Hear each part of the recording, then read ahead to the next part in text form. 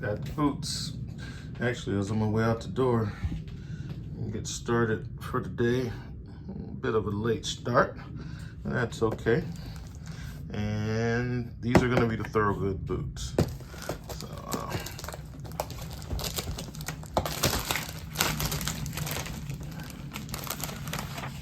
pack and slip. And I ordered these next day air, so it wouldn't take forever.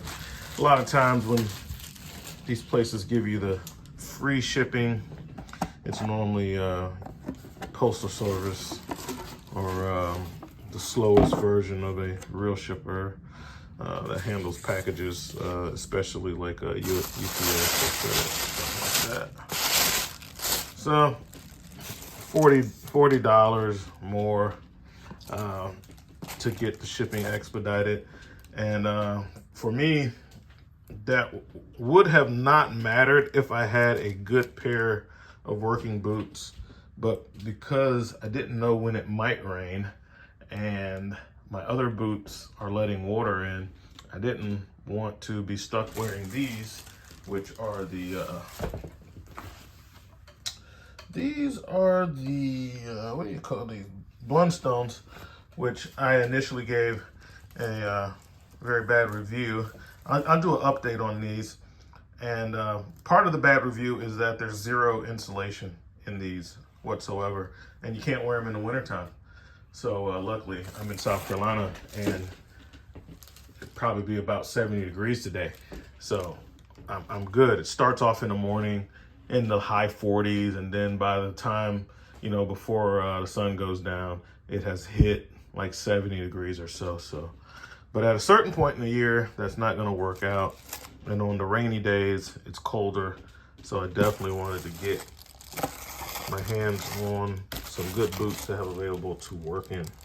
And these are those boots based on a suggestion from a viewer when I was doing a video on my Georgia boots and how they do not hold up for me.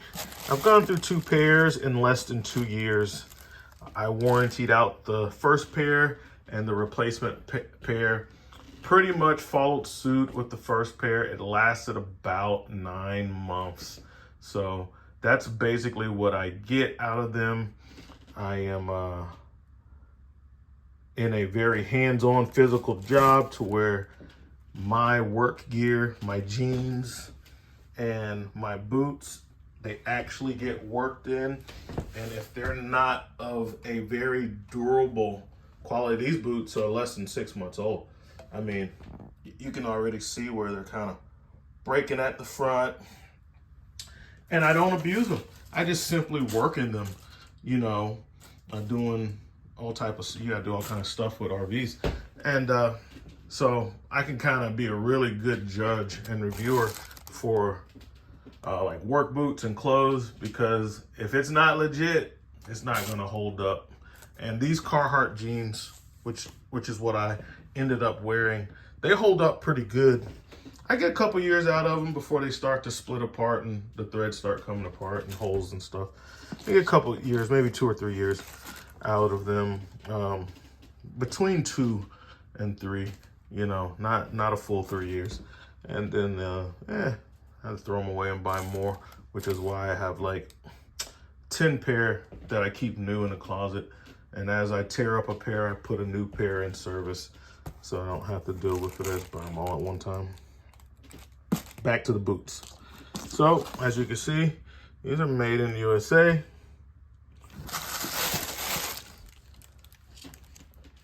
Weight's not too bad. It's got some weight on it. It's got some weight on it. I'm not worried about that.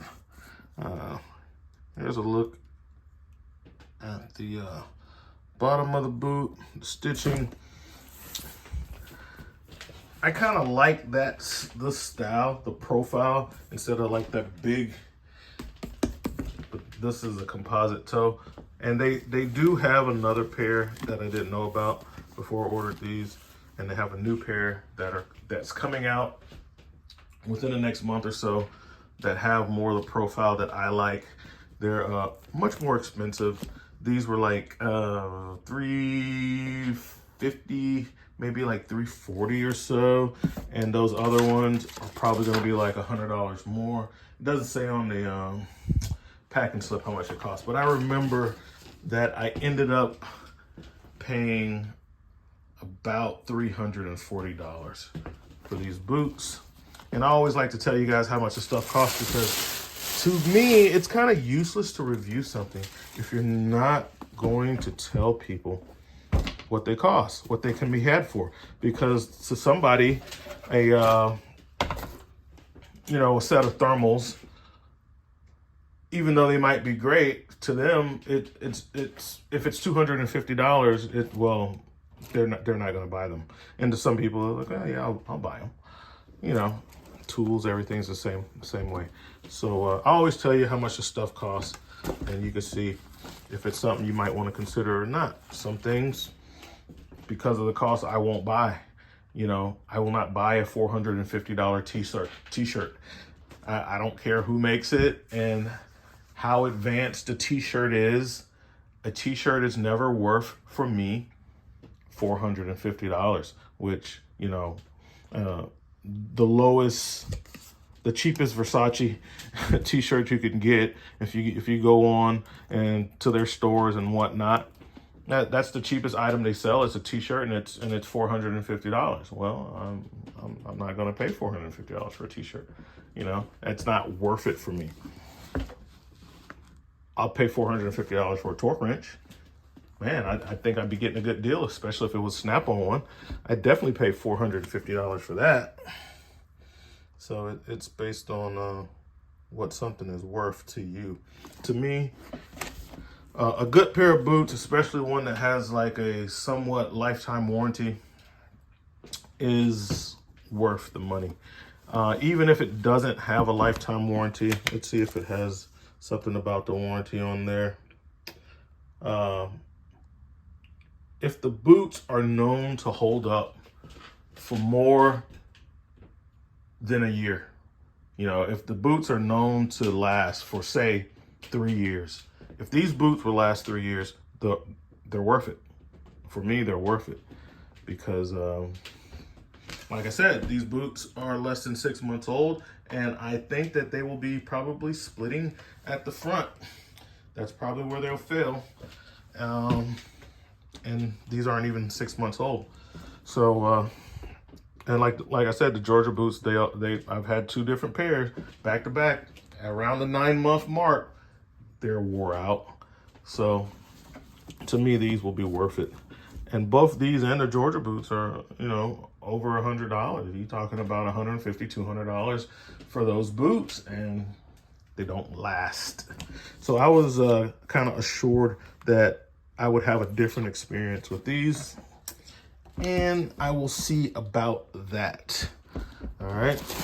These boots have a shank in the bottom, because this is a composite series, not the steel series. So it has a composite toe and it has a composite shank.